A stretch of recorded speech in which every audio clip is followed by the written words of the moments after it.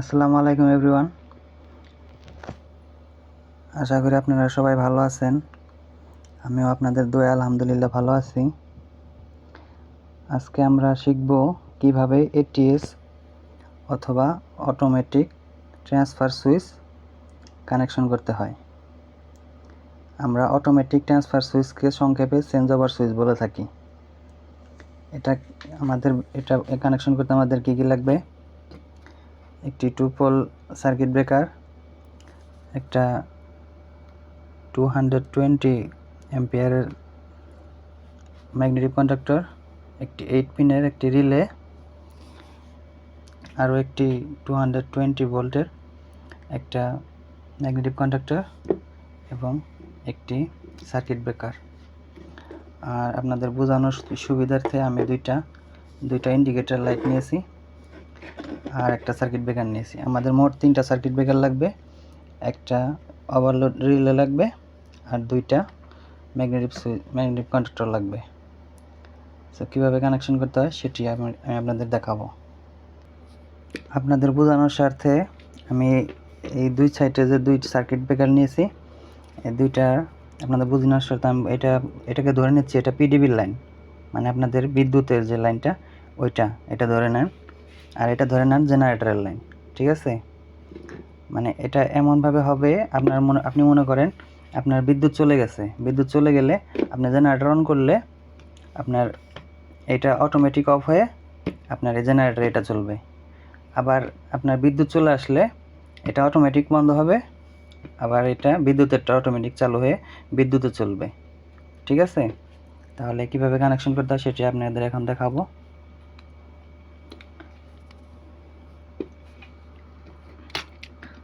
এই যে রিলেটা দেখতে পাচ্ছেন, এই রিলেটা হচ্ছে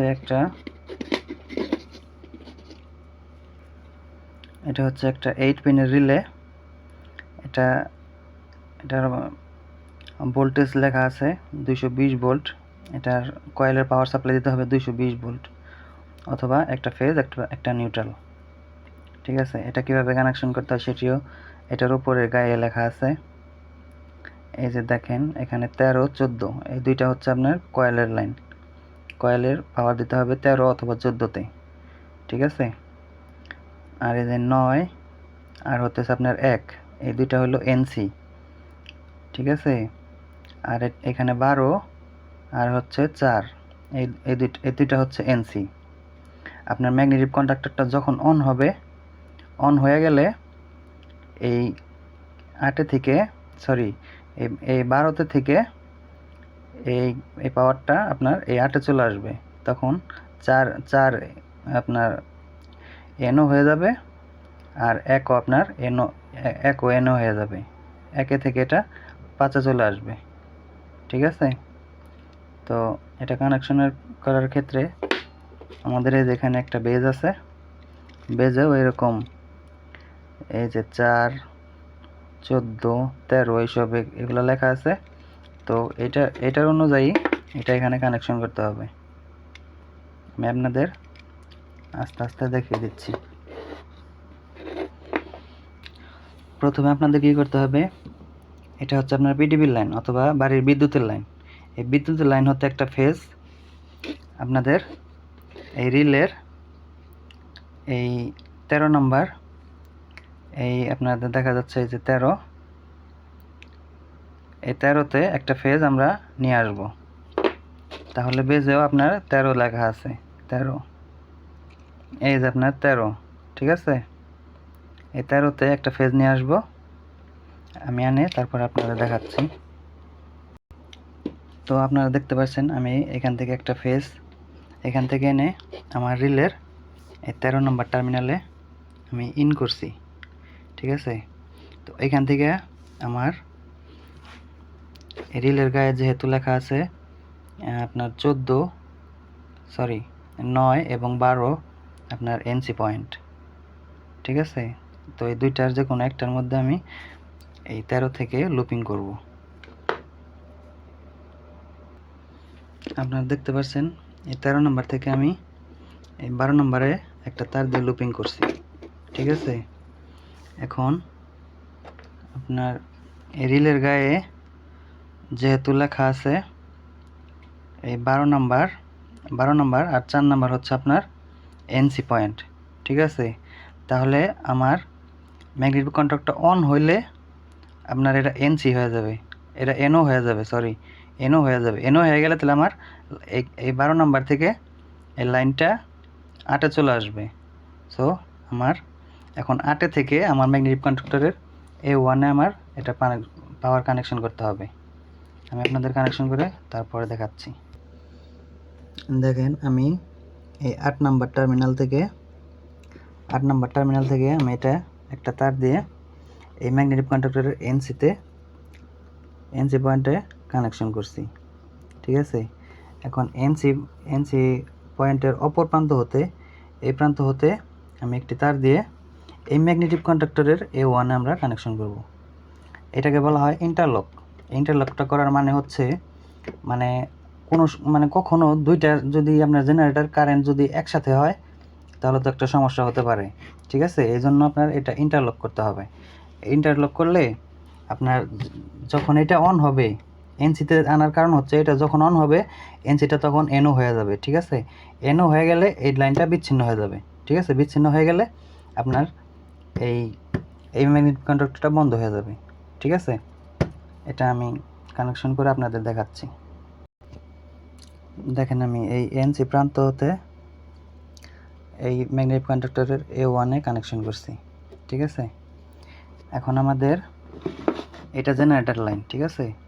এই জেনারেটরের এখান থেকে একটি ফেজ নিয়ে এসে এই রিলের দেখতে পাচ্ছেন আমরা তো 12 নাম্বার কানেকশন করছি, আমাদের আর একটা পয়েন্ট খালি আছে 9 নাম্বার, 9 আর 1 আমরা এই জেনারেটরের পাওয়ার থেকে একটি পাওয়ার এখানে এনে 9 আনবো, 9 এনে 1 থেকে আউটগোয়িং বের করে আমরা এটার এনসিতে কানেকশন করব। এটার এনসিতে আউটগোয়িং বের করে আমরা এটা A1-এ কানেকশন করব। ওইটার মতো সেম, ঠিক আছে? এটার থেকে বের করে ওইটাই কানেকশন করছি ভাবে মানে ইন্টারলক করব, ঠিক আছে?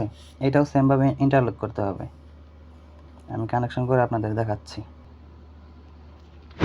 আমাদের কন্ট্রোলিং করা শেষ মোটামুটি।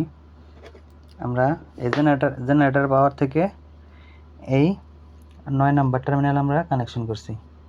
9 নাম্বার থেকে আমরা 1 নাম্বার দিয়ে বের করে এনে আমরা এইটার এনসি পয়েন্টে আমরা ম্যাগনেটিক কন্ট্যাক্টরের এনসি পয়েন্টে আমরা কানেকশন করছি।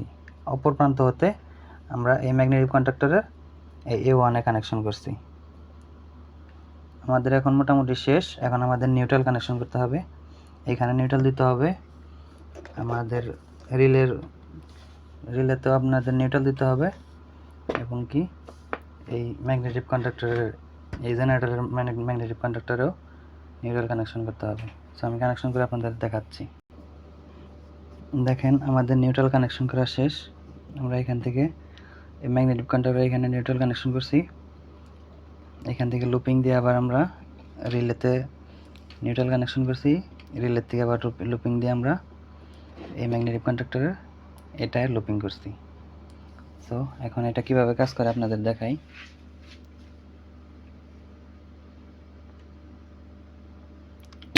দেখেন এখন জেনারেটর অফ হয়েছে, এখন বিদ্যুৎ চলতেছে, ঠিক আছে? আবার এখন বিদ্যুৎ চলতেছে, এখন জেনারেটর অফ হয়েছে, ঠিক আছে? দেখেন একটা অন হবে একটা অফ হবে, একটা অন হবে একটা অফ হবে। আপনাদের বোঝানোর সুবিধার্থে আমি দুইটা ইন্ডিকেটর লাইট কানেকশন করে আপনাদের দেখাচ্ছি। ওকে, ফাইনালি আমার কানেকশন করা শেষ, পুরোটা কানেকশন করা শেষ। এখন কীভাবে কাজ করে এটা আমি আপনাদের দেখাচ্ছি।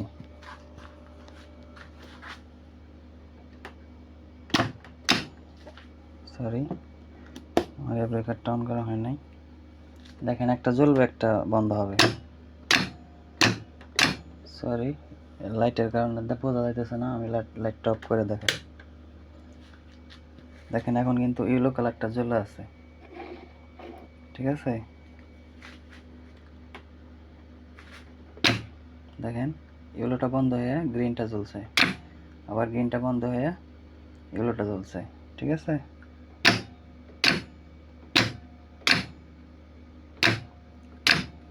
এভাবে আপনারা বাড়িতে এটিএস দ্বারা বিদ্যুৎ এবং জেনারেটর কন্ট্রোল করতে পারবেন। তো আজকে এ পর্যন্তই। সবাই ভালো থাকবেন, সুস্থ থাকবেন। আসসালামু আলাইকুম।